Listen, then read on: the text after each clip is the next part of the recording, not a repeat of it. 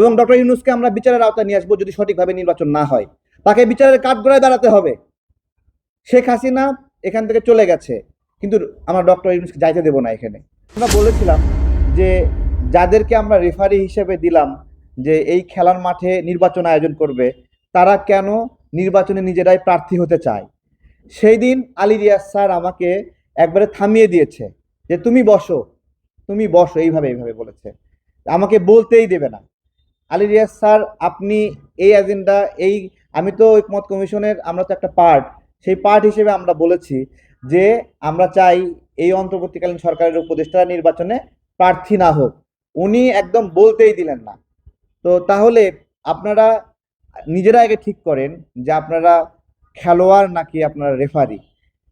যদি নিজেরাই খেলোয়াড় নিজেরাই রেফারি হতে চান, তাহলে আমরা বলবো যে আপনাদের উপর ফ্যাসিবাদ ভর করছে এবং আপনারাই সবচেয়ে বড় ফ্যাসিবাদ।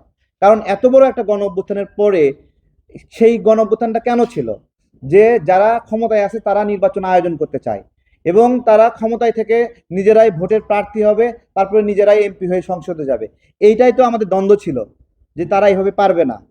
তো সেই কাজটি তারা আজকে করতে চাচ্ছে এবং সেটা করতে না পেরে নানা রকমের তারা ছলনা করছে। আমরা জাতীয় নাগরিক জোটের পক্ষ থেকে, আমাদের যে জোট, সেটার পক্ষ থেকে বারবার বলেছে এই কথাগুলো, কিন্তু তারা এখন ভিন্ন। এবং আলী রিয়াজ স্যার যেই চালাকিটা করেছেন, আমরা তাকে স্মারকলিপি দিতে গিয়েছিলাম এই বিষয়গুলোতে নিয়ে, উনি আমাদেরকে বললেন যে তোমরা মনিরামপুর এই পাশের গেটে আসো, এই দিক দিয়ে ঢোকো, এবং সেটা আমাদেরকে বলে উনি দক্ষিণ প্লাজার গেট দিয়ে গাড়ি নিয়ে বাইরে হয়ে পালায় গেলেন। তাহলে আপনি যদি চলেই যান, তাহলে আমাদেরকে মণিপুরি গেট দিয়ে আসতে বলছিলেন কেন? অর্থাৎ এটা স্কিপ করতে যাচ্ছে, তারা একটা পলিসি নিয়ে আগাচ্ছে, সেই পলিসির বাইরে যাবে না।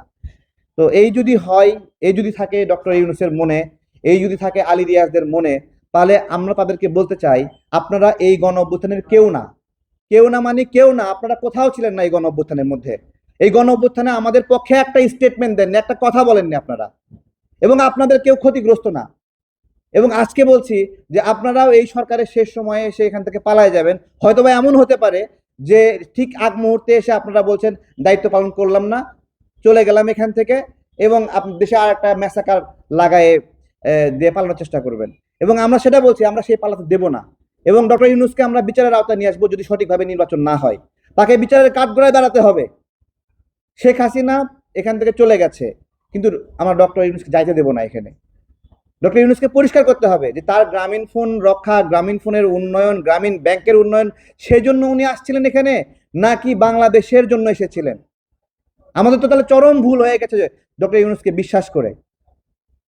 শুরুতে একবারে বলেছিলেন, আমি ছিলাম সেখানে, বলতেছে কানে কানে বলতেছে আমরা তো এখানে এক সরকারের হাত থেকে ক্ষমতা নিয়ে আর এক সরকারকে দেওয়ার জন্য আসিনি।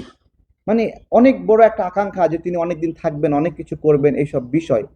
আপনি শুধুমাত্র আমাদের চট্টগ্রাম কেন্দ্রিক বন্দর দেওয়া, সেখানে বিদেশি ঘাঁটি ব্যবস্থাপনা, এইসব ছাড়া আপনি আর কোন উদ্যোগ এদেশের মানুষের চোখে পড়ার মতো